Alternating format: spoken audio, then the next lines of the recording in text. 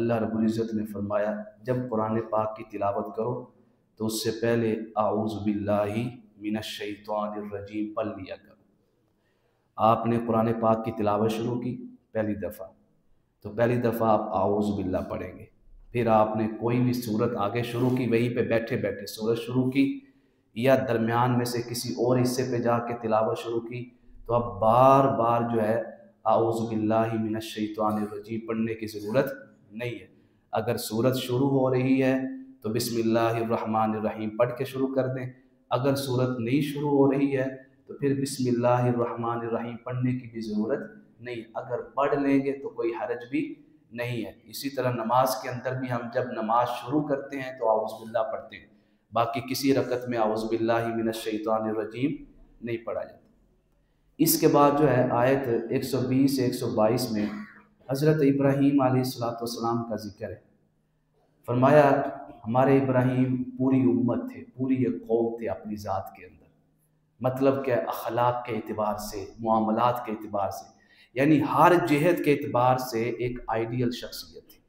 آپ جس معاملے میں بھی دیکھیں تو آپ کو حضرت ابراہیم علیہ السلام کی سیرت پاک سے جو ہے کچھ نہ کچھ آپ کو ملے گا۔ فرمایا وہ کیسے تھے؟ قانتا للہ حنیفا، اللہ کی عبادت کرنے والے تھے خشوع و خضوع کے ساتھ۔ وَلَمْ يَكُ مِنَ الْمُشْرِكِينَ، وہ مشرکوں میں سے نہیں تھے۔ یہ حضرت ابراہیم علیہ السلام کے ساتھ ہی بار بار کیوں آیا؟ وَمَا كَانَ مِنَ الْمُشْرِكِينَ وَلَمْ يَكُ مِنَ الْمُشْرِكِينَ، وہ مشرک نہیں تھے، وہ مشرکوں میں سے نہیں تھے، اس وجہ سے کہ یہودی کہتے تھے ہم ابراہیم کو ماننے والے ہیں، اور عیسائی کہتے تھے ہم ابراہیم کو ماننے والے، اور دونوں جو ہیں وہ شرک کے اندر مبتلا تھے۔ فرمایا اگر تم ابراہیم علیہ السلام کو ماننے والے ہو تو ہمارے ابراہیم تو مشرکوں میں سے نہیں تھے، وہ تو شرک نہیں کرتے تھے، تو جب تم شرک کر رہے ہو تو مطلب ابراہیم علیہ السلام کو ماننے والے نہیں۔ اس کے بعد فرمایا شاکرا لانعمی، جو ہم نے نعمتیں عطا کی تھی اس کا شکر کرنے والے تھے۔ اجتباہ وہداہ، اللہ نے ان کو منتخب کر لیا اور ان کے ذریعے نوع انسانیت کو صراط مستقیم کی طرف ہدایت عطا فرمائی۔ اور سب سے بڑی ہدایت کیا ہے آپ کے صدقے جو ملی کہ حضور نبی کریم صلی اللہ علیہ وآلہ وسلم آپ کی آل پاک میں سے آئے، آپ کی اولاد پاک میں۔ سب سے بڑا اعزاز جو حضرت ابراہیم علیہ السلام کو عطا کیا گیا وہ یہی ہے کہ وجود مصطفیٰ، ذات مصطفیٰ صلی اللہ علیہ وآلہ وسلم جو ہیں حضرت ابراہیم علیہ السلام کی اولاد میں سے۔ فرمایا وَآتَيْنَاهُ فِي الدُّنْيَا حَسَنَةً، ہم نے دنیا میں بھی ان کو بڑی شانیں دی اور آخرت میں بھی بڑی شانیں دیں گے۔ وَإِنَّهُ فِي الْآخِرَةِ لَمِنَ الصَّالِحِينَ، اور آخرت میں وہ نیک اور صالح لوگوں کے ساتھ کھڑے ہوں گے، اور سارے کے سارے انبیاء کرام علیہ السلام حضور نبی کریم صلی اللہ علیہ وآلہ وسلم کے پرچم کے تلے جمع ہوں گے، نیچے جمع ہوں گے۔ اور فرمایا وہ پرچم، وہ جھنڈا جو ہے میں علی المرتضیٰ شیر خدا حیدر کرار رضی اللہ تعالیٰ عنہ ان کو دوں گا، میری دائیں طرف صدیق اکبر ہوں گے اور میری بائیں طرف فاروق اعظم ہوں گے۔ اس طرح یہ سارا قافلہ انبیاء کرام علیہ السلام کا اور انبیاء کرام علیہ السلام کے اصحاب پاک کا اور حضور نبی کریم علیہ السلام کے اصحاب پاک کا، اللہ کے حضور دعا ہے اس پرچم کے نیچے جتنے قافلے جمع ہوں ان قافلوں کے اندر اللہ ہمیں بھی جمع کروا دے، تاکہ ہم بھی اسی قافلے کے ساتھ جو بہترین قافلہ ہوگا میدان حشر میں، ہم بھی اللہ تعالیٰ کی جنت میں داخل ہو جائیں۔ اس کے بعد جو ہے سورہ نحل کی آیت نمبر 125 فرمایا دین کی دعوت دو۔ دین کی دعوت جو دینی ہے یہ تین طرح سے آپ کے سامنے معاملات آ سکتے ہیں۔ حکمت کے ساتھ، نمبر 2 کیا ہے اچھے طریقے سے نصیحت کریں، نمبر 3 کیا ہے کبھی کبھی جھگڑا کرنا بھی پڑے نا تو اچھے طریقے سے جھگڑا کر بھی لیا کرو۔ بعض سر پھرے ہوتے ہیں کہ جو دین والوں کی توہین کرتے ہیں، روب جماتے ہیں، آ کے ڈیگریڈ کرتے ہیں خاص طور پہ اماموں کو، تو قرآن پاک نے اجازت دی ہے اور اللہ تعالیٰ نے علم دین کے ذریعے ایسے لوگوں کے اوپر یہ کرم ہوتا ہے کہ جن کے بارے میں قرآن پاک نے فرمایا نا کہ تعریفہم بسیماہم، یہ لوگوں کے چہروں سے پہچان لیتے ہیں۔ اللہ تعالیٰ نے یہ شان، یہ خوبی علماء کو دی ہوتی ہے کہ یہ لوگوں کے چہروں سے پہچان لیتے ہیں کہ اس کا رویہ کیسا ہے، کیسا نہیں ہے، اس کے ساتھ بات کیسے کرنی ہے۔ تو ہر ایک کے ساتھ جی حضور جی حضور جی حضور کر کے کریں گے تو فتنہ کھڑا ہو جائے گا۔ فرمایا حکمت کے ساتھ کریں، حکمت کا مطلب کیا ہے؟ ہر ٹائم پیار محبت نہیں، فرمایا جہاں غصہ کرنے کی بات ہو غصہ کرے، یہاں پہ پیار محبت کی بات ہو پیار محبت کرے، یہاں پہ کوئی اور طریقہ اپنانا ہو تو اور طریقہ اپنائے۔ موعظۃ الحسنہ، اچھے طریقے سے نصیحت مطلب کیا ہے؟ قرآن و حدیث سے دلائل کے ساتھ بات کرے، اپنی طرف سے بات نہ کرے کہ میں یہ کہہ رہا ہوں، جب میں نے کہہ دیا ہے تو میں عالم ہوں تو یہ بات صحیح ہوگی، اگلا بندہ دلیل مانگے جا رہا ہے، آپ کہیں جا رہے ہو نہیں میں نے جو کہہ دیا، آپ کوئی پڑھے لکھے ہیں، آپ کو دین کا کیا پتہ؟ یہ ہمارا حق نہیں ہے کہ آپ کو دین کا کیا پتہ، ہم یہ جواب دے دیں، آپ یہ کیوں پوچھ رہے ہیں، آپ کی کیا نیت نا۔ اگر آپ میں سے کوئی بھی شخص اہل منبر سے پوچھتا ہے کہ اس کے اوپر دلیل کیا ہے تو ان کے اوپر لازم ہے کہ وہ دلیل دے، اگر نہیں معلوم ہے تو حضرت عبداللہ ابن مسعود رضی اللہ تعالیٰ عنہ فرماتے ہیں کہ وہ اتنا کہہ دے کہ لا ادری، مجھے علم نہیں ہے، یہ جملہ کہنا بھی آدھا علم ہے، یہی تو جملہ مشکل ہے کہ لا ادری میں نہیں جانتا، یہ نہیں ہے کہ جو مسئلہ آیا آپ کو نہیں بھی آ رہا تو آپ تکا لگا دیں بیان کر دیں۔ اس کو معاشرے کے لوگوں نے بھی کافی حد تک مجبور کیا اس عادت کو بنانے میں۔ وہ کیا ہے کہ اگر کوئی عالم کہہ دے نا ممبر کے اوپر بیٹھ کے لا ادری میں نہیں جانتا، چنگا پڑا ہے مولوی، اس کو مسئلہ ہی نہیں معلوم نہ۔ اگر کوئی عالم آپ کو کہہ رہا ہے نا کہ مجھے یہ مسئلہ معلوم نہیں ہے، میں کل معلوم کر کے بتا دوں گا، سمجھ جائے وہ عالم صاحب تقویٰ ہے۔ یہ بات کرنا کہ میں نہیں جانتا ہوں یہ تقویٰ کی علامت ہے۔ ایک شخص کوفہ سے امام مالک کے پاس آیا، 40 سوال لے کے، اس کو کہا گیا کہ مدینہ منورہ میں بہت بڑے عالم رہتے ہیں، ان کے پاس چلے جاؤ، وہ آپ کے سارے سوالات کے جوابات دے دیں گے۔ وہ شخص آیا، اس نے پہلا سوال کیا، دوسرا کیا، تیسرا کیا، 36 سوالات کیے، 36 سوالات کے جواب میں آپ نے فرمایا لا ادری میں نہیں جانتا ہوں۔ 40 میں سے صرف اور صرف کتنوں کے جوابات دیے؟ 4 کے۔ وہ شخص حیران، آپ اتنے بڑے عالم، میں اتنی دور سے آیا ہوں، آپ کو مسئلے بھی نہیں معلوم ہے، لوگوں نے آپ کی بڑی تعریف کی ہے۔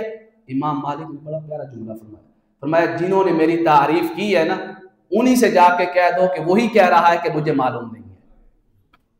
کتنا بڑا تقویٰ ہے۔ تو یہ ضروری نہیں ہے کہ عالم ہر بات کا جواب دے دے، اس کے لیے کچھ نہ کچھ تو آپ چوائس رکھیں نا، کچھ نہ کچھ رکھیں کہ وہ کہہ سکے کہ لا ادری میں نہیں جانتا ہوں۔ اگر اس نے کہہ دیا کسی ایک مسئلے میں، گلی کوچوں بازاروں میں مسجدوں میں باس، وہ مولوی کو مسئلہ پوچھے گا انہوں پتہ ہی کیوں نہیں، پتہ نہیں کیڑے نام کا مفتی بنے پھر گا۔ یہ جملہ علماء کے اندر جو ہے اس طرح کی عادات پیدا کر دیتا ہے، لیکن جو لوگوں کی رعایت نہیں نہ کرتے، اللہ اس کے رسول کی رعایت کرتے ہیں، ان کے لیے جملہ بولنا کہ لا ادری میں نہیں جانتا ہوں یہ کوئی معنی نہیں رکھتا ہے، وہ بول دیتے ہیں۔ کیوں؟ ان کو خوف ہے اللہ کا اور اللہ کے رسول کریم کا۔ قبر کے اندر آپ نے میری قبر میں جواب نہیں دینا ہے اور میں نے آپ کی قبر میں جواب نہیں دینا۔ میں آپ کی وجہ سے کوئی غلط مسئلہ بیان کروں یا آپ میری وجہ سے کوئی غلط مسئلہ سنیں اور خاموش ہو جائیں، تو ہم دونوں نے ہر ایک نے اپنا اپنا حساب دینا ہے، اور حساب و کتاب کا معیار، کامیابی کی بنیاد صرف کیا ہے؟ قرآن و حدیث، کہ اللہ نے کیا فرمایا اور رسول اللہ نے کیا فرمایا۔ جتنوں کے اجتہادات ہیں علماء کے وہ تب مانے جائیں گے اگر قرآن و حدیث کی کسی نہ کسی آیت یا حدیث پاک کے ساتھ موافقت رکھتے ہیں۔ سورہ اسراء آیت نمبر 1 معلوم ہے، واقعہ اسراء، اسراء کہتے ہیں زمینی سیر کو اور معراج کہتے ہیں آسمانی سیر کو۔ تو سورہ اسراء کے اندر زمینی سیر بیان کی گئی کہ حضور نبی کریم صلی اللہ علیہ وآلہ وسلم کو رات کے تھوڑے سے حصے میں مکہ مکرمہ سے مسجد حرام سے مدینہ منورہ تک، مدینہ منورہ سے مسجد اقصیٰ تک، مسجد اقصیٰ میں انبیاء کرام علیہ السلام کی امامت تک، اور دیگر جو معاملات ہوئے، دیگر جو نشانیاں دکھائی گئی، یہ جو مسجد حرام سے مسجد اقصیٰ تک معراج کی رات جو سفر کروایا گیا، اس سفر کو کہتے ہیں اسراء، کہ اللہ تعالیٰ نے اس رات اپنے حبیب کریم علیہ السلام کو اپنی زمین کی ساری نشانیاں دکھا دی تھی۔ کیوں؟ لِنُرِيَّهُ مِنْ آیَاتِنَا، ہم نے یہ سفر کروایا اس وجہ سے ہے تاکہ نشانیاں دکھا سکیں۔ اس کے بعد یہ آیت ہر گھر کے اندر لگی جانی چاہیے اور ہر نوجوان کو یاد ہونی چاہیے۔ آج کا معاشرہ اخلاقی طور پہ کرپٹ ہو گیا، کرپٹ، شیطنیت ہر گھر کے اندر گھس چکی ہے، داخل ہو چکی ہے۔ آیت 23 سے 24، 23 نمبر، اور کون سی صورت ہے؟ سورہ اسراء۔ جزاک اللہ، سورہ اسراء، آپ میرے ساتھ ہی چلتے ہیں ماشاءاللہ۔ سورہ اسراء آیت نمبر 23، آیت نمبر 24، والدین کی عظمت۔ فرمایا والدین کے ساتھ احسان کرنا ہے. کیا کرنا ہے؟ احسان. یہ جو احسان کرنا ہے یہ فیصلہ میں کروں گا یا آپ کریں گے کہ احسان کس طرح کرنا ہے. یہ فیصلہ نہ میں کر سکتا ہوں نہ آپ کر سکتے ہیں. قرآن پاک نے اسی آیت میں اللہ رب العزت نے احسان کرنے کا طریقہ بتا دیا کہ احسان کرنا کیسے. یہ تو تم بولتے ہو کہ والدین کے ساتھ اچھا معاملہ کرو، کیسے کرنا ہے؟ فرمایا جس کے معاملے میں 5 چیزیں ہوں وہ اپنے والدین کے ساتھ اچھا معاملہ کر رہا ہے، اور جو اپنے والدین کے ساتھ اچھا معاملہ کر رہا ہے، احسان کر رہا ہے، تو هل جزاء الاحسان الا الاحسان. احسان کرنے والوں کے ساتھ اللہ بھی احسان فرمائے گا. اور اللہ کی طرف سے احسان کا مطلب کیا ہے؟ اپنی جنت میں داخل کر دیں. پہلی چیز فلا تقل لهما اف. اور ابا تو بوڑھا ہو گیا، تینوں ان کی پتہ ہے کی سر کھاتی رہتا ہٹ ہے ہٹ. آپ خاموش نہیں ہو کے بیٹھ سکتے. یہ جملہ اف، آپ کو کیا معلوم دنیا بدل گئی ہے. میں یہ جملہ بھی نہیں بولنا. تیری دنیا بنانے والا کون ہے؟ اللہ نے وسیلہ کس کو بنایا؟ ماں باپ کو بنایا.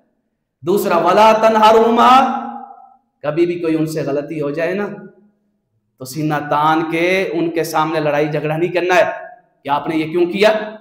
ہاں فرمایا خاموش رہنا. کرنا کیا ہے؟ وَقُلْ لَهُمَا قَوْلًا كَرِيمًا. تیسری بات پورے ادب سے بات کرنی ہے. ادب سے.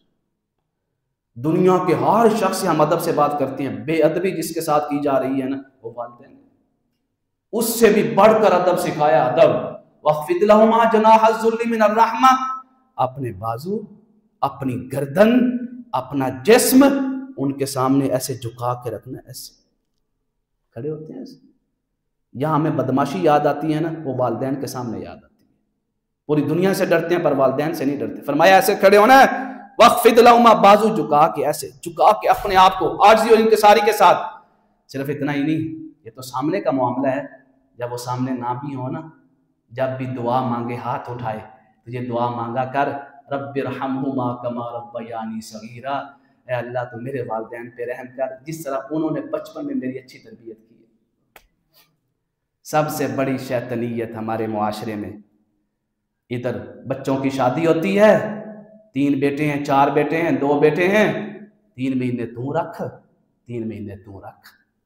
ہے کوئی یہ اخلاق؟ 3 مہینے وہ باپ جو ہے، جو ماں ہے، اپنا سامان اٹھا کے کبھی اس بیٹے کے پاس جا رہی ہے کبھی اس. مجھے بتائیں یہ مسلمان ہے؟ یہ اسلام ہے؟ اگر آپ کوئی ماں باپ کہہ دیں کہ 3 مہینے تو ادھر آ کے رہے گا اور 3 مہینے وہ آ کے رہے گا تو کیسا لگے گا؟ ہونا تو یہ چاہیے تھا کہ ماں باپ اپنے یہ بات یاد کر لیں. کچھ بھی ہو جائے، کچھ بھی، یہ میری نصیحت ہے بزرگوں کے صدقے میں کر رہا ہوں، کچھ بھی ہو جائے، جس چولہے پہ بیٹھ کے ماں باپ نے اپنی اولاد کو پالا ہے نا، کھانا کھلایا ہے، مر جائیں پر ماں باپ اس چولہے کو نہ چھوڑیں، اپنا گھر نہ چھوڑیں. کوئی جتنا مرضی میٹھی میٹھی باتیں کرتا رہے آ کے بیٹھا.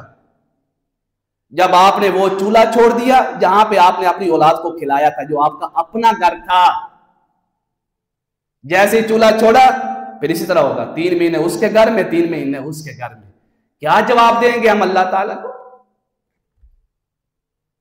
ہونا تو الٹ چاہیے تھا نا کہ ماں باپ کو کہتے کہ آپ اپنے گھر میں بیٹھو، 3 مہینے ہماری فیملی آپ کے پاس آئے گی، 3 مہینے فلاں بھائی کی فیملی آپ کے پاس آئے گی. یہ ہو نہیں سکتا. حضور نبی کریم علیہ السلام نے فرمایا یہ جو 3 مہینوں والی ڈیوٹی ہے نا، یہ بے ادبی کے زمرے میں آتی ہے، بے ادبی کے. اور یہ کوئی معاملہ ہمارے معاشرے کے اندر 5% نہیں ہے. میں اگر 95% بھی کہوں تو یہ غلط نہیں ہوگا. یہ ہر گھر کی صورتحال ہے اور یہ بے ادبی ہے. اور آقا کریم علیہ السلام نے فرمایا جس شخص نے اپنے ماں باپ کی بے ادبی کی، لا يقبل منه صرف ولا عدل، اللہ تعالیٰ اس سے نہ تو کوئی فرض کی عبادت قبول کرے گا، نہ ہی کوئی نفلی عبادت قبول کرے گا.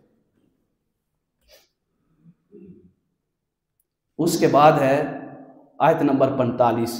فرمایا جو قرآن پڑھتے پڑھاتے ہیں نا، قرآن سیکھتے سکھاتے ہیں، علماء جو ہیں یا قرآن کی تعلیم دیتے ہیں، فرمایا وہ قرآن پڑھاتے رہیں، ان کی عزت کی اور ان کے ادب کی حفاظت ہم خود کریں گے، کیونکہ وہ ہمارے قرآن کو پڑھا رہے ہیں.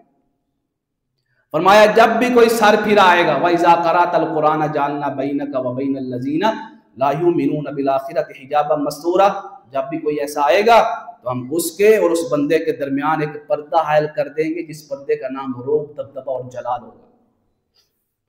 عالم بندہ اگر جلال سے خالی ہے، صرف جی حضوری جی حضوری جی حضوری ہے، تو وہ صرف اپنی عزت کم نہیں کر رہا، وہ اس پورے طبقے کی عزت کو کم کر رہا ہے۔ امام باقلانی کا بڑا نام تھا امام باقلانی۔ شیعوں کا ایک حاکم تھا عاضد الدولہ، کیا نام ہے؟ عاضد الدولہ۔ اس نے عیسائیوں کے پاس اپنا سفیر بنا کے کسی کو بھیجنا تھا۔ بحث ہو گئی کہ عیسائیوں کے پاس بھیجنا ہے تو کوئی عالم بھی اچھا ہو، تاکہ ان سے اگر مناظرہ بھی کرنا پڑے ان کے عقائد میں، شرکی عقائد میں، تو مناظرہ بھی ہو سکے۔ اس کے بعد کیا ہوا؟ سارے متفق ہو گئے، سنی بھی متفق ہو گئے، کس کے اوپر؟ امام باقلانی کے۔ یہ بات سننے والا عالم کبھی جلال سے خالی نہیں ہونا چاہیے۔ دیکھے کہ جو بندہ بدتمیزی کر رہا ہے اس کو ایسا سبق سکھائے کہ وہ دوبارہ کسی امام مسجد کے ساتھ بدتمیزی نہ کرے۔ اگر وہ خاموش ہو گیا، ٹھیک ہے ٹھیک ہے ٹھیک ہے، پھر وہ آپ کے ساتھ نہیں کرے گا، وہ کئی لوگوں کے ساتھ کرے گا۔ جیسے ہی سرحد کے پاس پہنچے، ان کی سرحد کے پاس، حدود کے پاس، وہاں پتہ چل گیا عیسائیوں کو۔ امام باقلانی کا بڑا نام تھا، پادریوں نے کہا اگر یہ آ گیا اور بادشاہ تیرے محل کے اندر اگر مناظرہ ہو گیا تو جتنے بیٹھے ہوں گے سارے عیسائی جو ہے اسلام کی حقانیت کو قبول کر لیں گے۔ اس نے اپنا قاصد بھیجا، اپنا خاص لباس دیا، شاہی لباس، کہا کہ یہ لے جاؤ، باقلانی آ رہا ہے، ابو بکر الباقلانی وہ آ رہا ہے، اس کو کہو ہماری سرحد کی حدود کے اندر داخل ہونے کے لیے آپ کو یہ لباس پہننا ہوگا۔ قاصد پہنچ گیا، امام باقلانی حدود پہ کھڑے ہیں، بادشاہ کا پیغام آ گیا۔ آپ نے فرمایا یہ لباس لے جاؤ اپنا، اور یہ خط جو ہے ہمارے بادشاہ کا یہ بھی لے جاؤ، آپ کا بادشاہ اس کا جواب لکھتے، میں یہیں پہ بیٹھا ہوں، آپ خط لے آؤ، میں جواب لے کے واپس چلا جاؤں گا، پر یہ لباس میں نہیں اتار سکتا۔ میں لباس، بادشاہ نے پوچھا لباس اتارنے میں کیا تھا؟ اعلیٰ لباس دیا گیا تھا، قیمتی لباس۔ پوچھا، بادشاہ نے کہا پوچھنا تو صحیح ابو بکر الباقلانی سے کہ اس نے لباس کیوں نہیں اتارا اپنا۔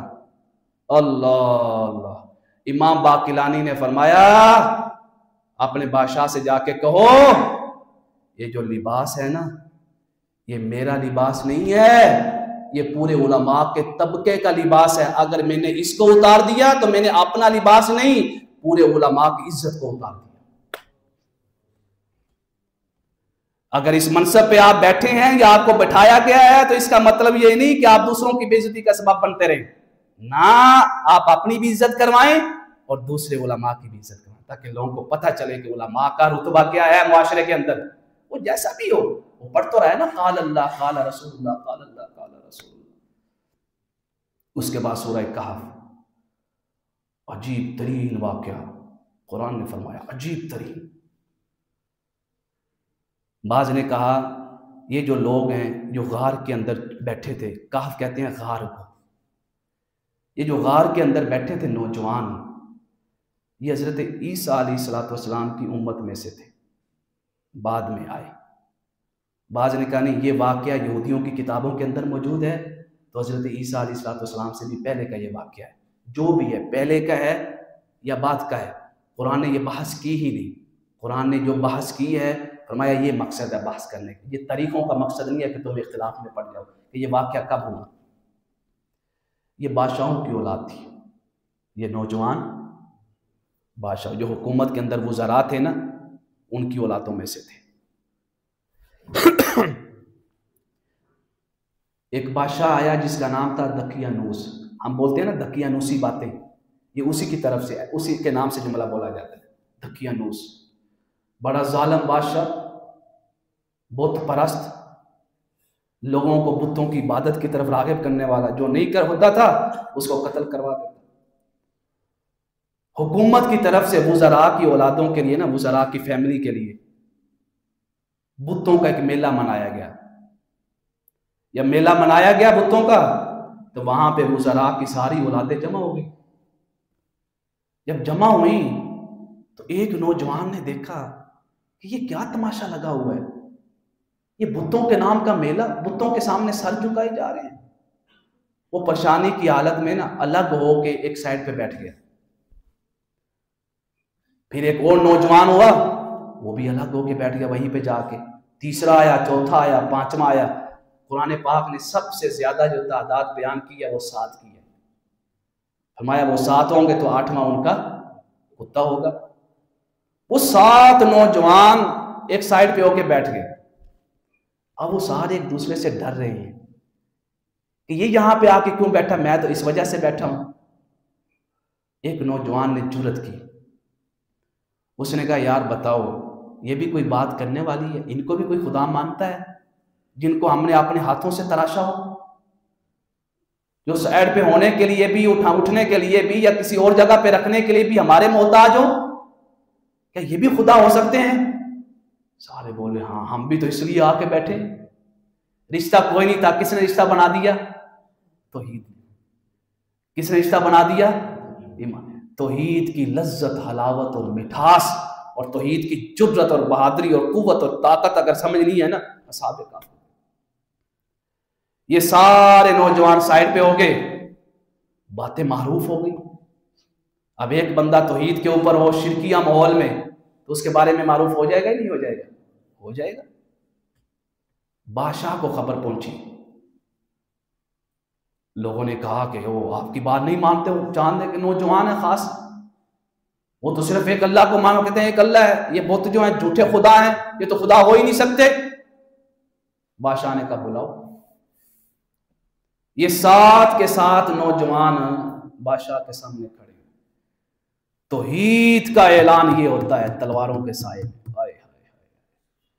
توحید کا اعلان یہ نہیں کہ پنکھے چل رہے ہیں، اے سی چل رہے ہیں، کوئی سامنے دشمن بھی نہیں کھڑا ہے جو آپ کو ڈرائے کہ اگر توحید کا نام لیا تو سر قلم کر دیا جائے گا. یہ توحید کا اعلان بڑا آسان ہے. اس حالت میں بھی اگر کوئی کر رہا ہے تو یہ اللہ کا شکر ادا کرے، وہ بھی کم نہیں ہے. لیکن اصل جو توحید ہے، یہاں پہ توحید اپنا آپ دکھاتی ہے کہ توحید انسان کو کیسے بہادر بناتی ہے، طاقتور بناتی ہے. وہ یہ ہے کہ توحید کا اعلان لا الہ الا اللہ کا تلواروں کے سائے میں کیا جائے. یہاں پتہ ہو کہ اگر میں نے لا الہ الا اللہ بول دیا تو سر قلم کر دیا جائے گا. کھڑے ہیں بادشاہ جاؤ جلال میں. ہاں بھائی کیا پاگل پن ہے یہ؟ کیوں نہیں مانتے میری بات؟ حکومت کی بات کیوں نہیں مانتے؟ کس کو مانتے ہو؟ یہ بتوں کو کیوں نہیں مانتے؟ اس کی پوجا کیوں نہیں کرتے ہو؟ سر قلم کر دیا جائے گا. انہوں نے کہا بادشاہ جو توحید کو مان لیتے ہیں وہ اپنے سروں کی فکر نہیں کرتے. جو توحید کو مان لیتے ہیں وہ اپنی جان کی پرواہ نہیں کرتے. جان اللہ نے دی ہی اس لیے کہ اس کی توحید کا اعلان کر سکے، لا الہ الا اللہ. پھر وہ جس کو بھیجے وہ مصطفیٰ ہوں تو محمد رسول اللہ. جملے سنیے گا اس جلال دیکھیں نوجوانوں کا، توحید کی طاقت. قالو ربنا رب السماوات والارض لن ندعو من دونه الا لقد قلنا اذا شططا. بادشاہ سن، ہمارا رب وہ ہے جو زمین و آسمان کا رب ہے. ہمارا رب وہ ہے جو تیرا بھی رب ہے. ہمارا رب وہ ہے کہ کائنات کی ہر شے اسی کو پکارتی ہے. ہمارا رب وہ ہے کہ کائنات کی ہر شے اسی کے سامنے اپنے سر کو جھکائے ہوئے ہے، اسی کی تسبیح کر رہی ہے. یہ تو جملہ آسان تھا، تھوڑا سا آسان تو تھا نا، تھوڑا سا آسان تھا. اگلا جملہ بڑا مشکل تھا. یہ بولنا کہ یہ نیکی ہے، یہ برائی ہے، یہ آسان ہے.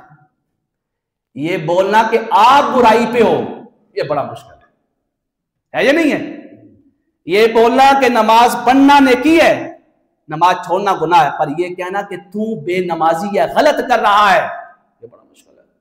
بزرگوں سے پاک شیخ عبد القادر جیلانی رحمہ اللہ جب منبر پہ واز کرتے تھے حکمرانوں کے نام لیتے تھے، تو غلط کر رہا ہے، تو غلط کر رہا ہے. جرت ہے 11ویں شریف کھانے والوں کے اندر کہ نام لے منبروں کے اوپر؟ جرت ہے ان کا نام لینے والوں میں؟ کوئی جرت نہیں. اگلی بات سن، اہؤلاء قوم اتخذوا من دونه آلیہ. وہ تو ہمارا رب ہے پر تم بھی اور یہ تیری ساری قوم جو ہماری قوم ہے جو بتوں کے سامنے جھکی ہوئی ہے، تو بھی غلط ہے، تیری قوم بھی غلط ہے۔ یہاں تو غصہ بادشاہ کا، لولا یاتون علیہم بسلطان بین، یہاں اللہ نے توحید کی قوت کا اشارہ فرما دیا، فرمایا اگر وہ اپنی آنکھوں کے سامنے اس ٹائم ایک روشن دلیل نہ دیکھ رہے ہوتے تو اتنا بڑا اعلان نہیں کر سکتے تھے۔ غیبی مدد ہو رہی تھی، یہ ہر ایک کی ہوتی ہے، ہر ایک مسلمان کی بھی ہوتی ہے، پر یہ الگ بات ہے کہ وہ محسوس کر سکتا ہے یا نہیں کر سکتا۔ انہوں نے کہا فمن از، یہ اگلی بات اور مشکل، یہ دیکھیں درجہ بدرجہ مشکل کی طرف قرآن لا رہا ہے۔ پہلے کیا کہا؟ ہمارا رب وہ ہے، پھر کیا کہا؟ تم بھی غلط اور تیری قوم بھی غلط۔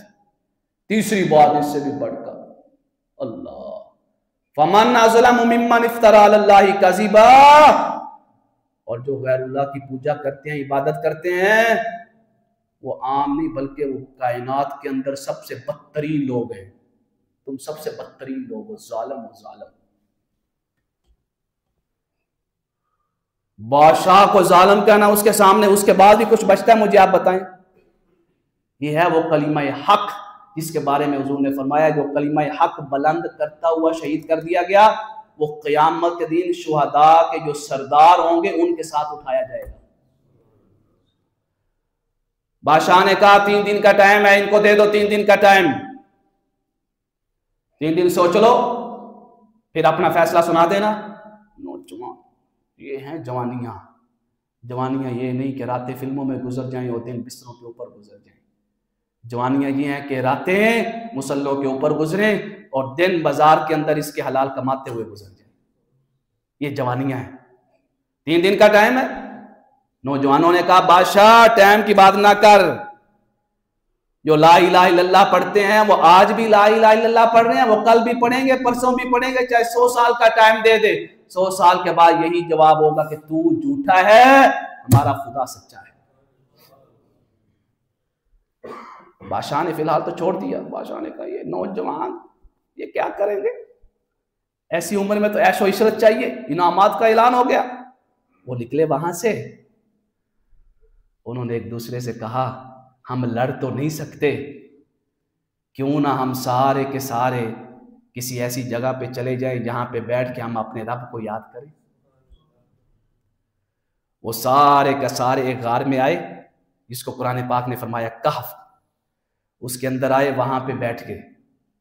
بادشاہ کو خبر پہنچی، بادشاہ نے کہا پھر تو ماننے کی ضرورت ہی نہیں ہے، اگر غار کے اندر چلے گئے ہیں اس غار کو بند کر دو، اندر خود بخود ہی مر جائیں گے۔ بادشاہ جس کو کہہ رہا خود بخود ہی مر جائیں گے، اللہ نے اس غار کے اندر انہی نوجوانوں کو جو ساتھ تھے کتنے سال زندہ رکھا؟ 309 سال۔ اعلان کر دیا، فرمایا زندگی اور موت کا فیصلہ کوئی ظالم جابر طاقتور نہیں کرتا ہے، زندگی اور موت کا فیصلہ تمہارا رب کرتا ہے، چاہے تو 1 سیکنڈ میں دے دے، چاہے تو 309 سال تمہیں زندہ رکھے۔ 309 سال گزر گئے، اچانک ایک چرواہا آیا، اس نے غار کے منہ سے ایسے وہ جو بند کیا ہوا تھا اس کو ہٹایا کہ یہ بند کی پتہ چل جاتا ہے بند کیا ہوا ہے، تاکہ میں یہاں پہ آؤں، پورا دن بکریاں چراؤں اور پھر شام کو آ کے یہاں پہ آرام کروں۔ ہوا کیا، اس ٹائم 309 سال کے بعد ایک بادشاہ آیا، نیک صالح دل بادشاہ، جس کا نام تھا بیدروس۔ کیا نام تھا؟ بیدروس۔ اس کی سلطنت کے اندر ایک بحث چل رہی تھی کہ موت کے بعد زندگی نہیں ہے، موت کے بعد زندگی نہیں ہے، دلائل بڑے دیے کہ لوگ نہیں ماننے کو تیار۔ اس نے ہاتھ اٹھا، میں پہلے بھی کہتا ہوں حدیث مبارکہ کی روشنی میں کہ اگر اس دنیا کے اندر سب سے جلد اور تیزی کے ساتھ اور فوراً جس کی دعا قبول ہوتی ہے نا، وہ عادل نیک صالح بادشاہ ہوتا ہے۔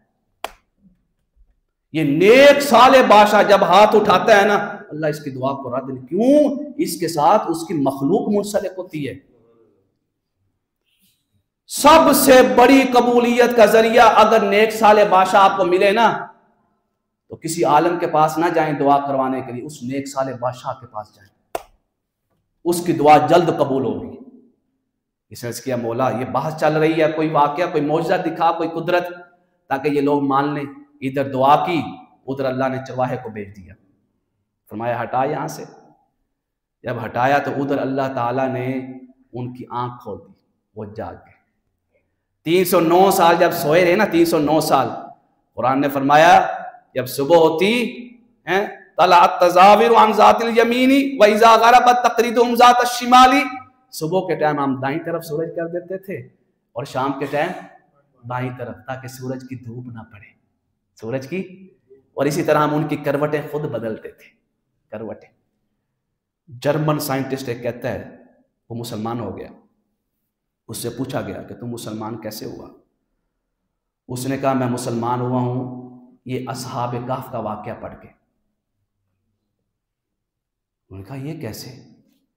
اس نے کہا سائنسی طور پہ آپ دیکھیں اس واقعہ کو، اگر کسی شخص کی کروٹیں نہ بدلی جائیں تو اس کے اندر کیا پیدا ہو جاتے ہیں؟ کیڑے مکوڑے پیدا ہو جاتے ہیں، کروٹیں نہ بدلی جائیں۔ پھر اس نے کہا میں نے سوچا کہ صرف کروٹیں بدلنا تو ضروری نہیں تھا، آب و ہوا بھی ہونی چاہیے، دھوپ بھی پڑنی چاہیے، تھوڑی نہ تھوڑی میٹھی میٹھی دھوپ، کوئی سورج کا سایہ بھی پڑنا چاہیے تاکہ وہ کیڑے مکوڑوں سے بچ جائے۔ میں نے اگلی آیت پڑھی تو قرآن نے مجھے جواب دے دیا کہ ہاں ہم نے آب و ہوا کا بھی نظام کیا ہوا تھا ان کے لیے۔ تیسرا میں نے جب پڑھا حیران ہو گیا کہ اصحاب کہف کی تو کروٹیں بدل رہی ہیں، وہ جو کتا تھا، وہ جو کتا ساتھ لیٹا ہوا تھا، وَقَلْبُهُمْ بَاسِطٌ ذِرَاعَيْهِ، اس کی کروٹیں نہیں بدلی جا رہی تھی، ان کی کروٹیں بدلی جا رہی ہیں۔ کتا بالکل ویسے ہی بیٹھا ہے بازو پھیلا کے، اس کی کروٹیں نہیں بدلی جا رہی۔ میرا فوراً سین گیا کہ انسان جو ہے یہ آب و ہوا ہوگی تو اپنے آپ کو اس کے ساتھ ایڈجسٹ کر سکتا ہے، لیکن جانوروں کے اندر اور کتے کے اندر ایسے جراثیم ہوتے ہیں کہ اگر آب و ہوا نہ بھی ہو تو اس کے جسم کو ایڈجسٹمنٹ کر دیتے ہیں، وہ خود بخود اس ماحول کے اندر ڈال دیا جاتا ہے۔ فرمایا یہ ڈال نہیں سکتے تھے تو ڈال دیے گئے، اس کے جسم کے اندر پہلے سے ہی جراثیم موجود تھے تو اس کی کروٹیں نہیں بدلی گئی۔ جیسے میں نے یہ دیکھا کہ ادھر کروٹیں بدلی جا رہی ہیں ادھر نہیں بدلی جا رہی، تو میں نے کہا یہ کسی اور کا کلام نہیں ہے، یہ لا الہ الا اللہ کا کلام۔ مسلمان ہو گئے۔ وہ اٹھے، انہوں نے ایک شخص کو بھیجا، اپنے ایک نوجوان کو، وہ 309 سال پہلے کی کرنسی وہ لے کے بازار میں گیا، یہ تو بڑا کوئی خزانہ لے کے پھر رہا ہے، کوئی پرانا خزانہ ہاتھ لگ گیا۔ یعنی ہماری نظر آج بھی خزانوں کی طرف جاتی ہے، اس طرف نہیں گئی کہ یار دیکھیں تو صحیح یہ ہوا کیا تھا، بھول گئے۔ کرنسیاں بدل گئی، دور بدل گئے، بادشاہ بدل گئے، ان کو کرنسی بھی کسی کو یاد نہیں تھی۔ آج کسی کو روپیہ یاد ہے، وہ جو ہوتا تھا 1990 کی دہائی میں، 2000 ہم نے بھی دیکھا ہوا روپیہ، کسی کو یاد نہیں اس کی شکل۔ آج کوئی روپیہ لے کے آ جائے، اس کے پاس اتنی پرانی رقم پڑی ہے، میں اس سے چوری کر کے بینک سے چینج کروا لوں گا، ذہن میں جائے گا نہیں جائے گا؟ ان کے بھی ذہن میں گیا۔ انہوں نے کیا کیا؟ بادشاہ کو بتا دیا کہ کہیں ایسا نہ ہو کہ یہ کسی اور ملک کے لوگ ہوں، یہاں حملہ اور فساد کرنا چاہیں۔ بادشاہ آیا، جب اس نے دیکھا تو واقعہ اصحاب کہف نے جو ہے وہ خود واقعہ سارا سنایا کہ اتنے سال ہو گئے۔ قرآن نے پوچھا کتنے سال ٹھہرے رہے؟ عرض کیا مولا ایک دن یا دن کا کچھ حصہ، یہ زندگی ہے، ایک دن یا دن کا کچھ حصہ ٹھہرے رہے، بس یہ کہنا تھا۔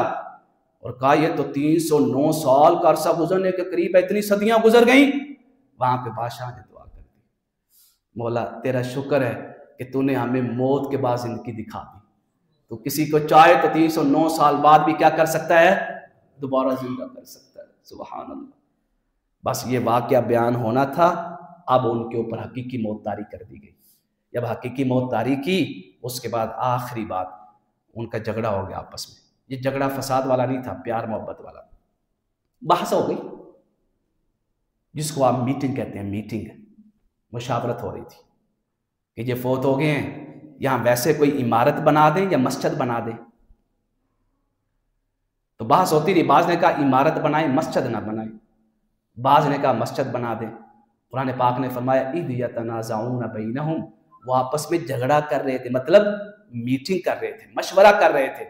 سارے کے سارے اس بات کے اوپر متفق ہو گئے، قالوا بنوا علیہم بنیانا ربهم اعلم بهم قال الذین غلبوا علی امرہم، اس بات کے اوپر لنتخذن علیہم مسجدہ، کہ ہم ان کے اوپر ایک مسجد بنا دیتے ہیں، لوگ یہاں پہ آئیں گے، نماز بھی پڑھیں گے، اس ٹائم کے مطابق جو نماز کا طریقہ تھا وہ بھی پڑھیں گے، ان نیک اور صالح لوگوں کو دیکھ کر توحید کو بھی یاد کریں گے۔ تو لہٰذا اس واقعہ سے یہ بھی پتہ چلتا ہے کہ نیک صالح لوگ یا جن کے بارے میں معروف ہو نیکی کے اندر، ان کے مزار کے ساتھ ہی الگ سے اس کے اوپر تو مسجد نہیں بنائی جائے گی، الگ سے اگر مسجد بنا دیں تو یہ مسجد بنانا کوئی شرک نہیں ہے، یہ اس معنی میں نہیں آتا جس معنی میں یہ لوگ لیتے ہیں کہ حضور نبی کریم علیہ السلام نے فرمایا جنہوں نے قبروں کے اوپر مساجد بنا لی وہ یہود و نصارہ تھے اور ان کے اوپر حضور نے لعنت فرمائی، وہ اوپر بناتے تھے، مطلب کیا ہے قبر کی طرف رخ کر کے سجدہ کرتے تھے۔ تو ہمارے ہاں تو ایسا نہیں ہے، اگر کوئی کرے گا تو اس کو سختی سے منع کیا جائے گا کہ قبر کو سجدے کے سامنے نہ کیا جائے، ساتھ الگ مسجد بنا لینا یہ اس واقعہ سے ثابت ہے۔ وہاں پہ قرآن پاک نے فرمایا جہاں ایسے لوگ تمہیں ملے نا، ایسے لوگ ان کے پاس بیٹھا کرو ان کے پاس، تمہیں بڑی لذت اور حلاوت ملے گی، مٹھاس ملے گی۔ سبحان اللہ، یہ نہیں ہے عجیب ترین واقعہ؟ نوجوان اپنی جوانیاں سارا کچھ قربان کر کے کس کے نام پہ لٹ گئے؟ اللہ کے نام پہ لٹ گئے۔ بلغ العلا بکمالہ کشف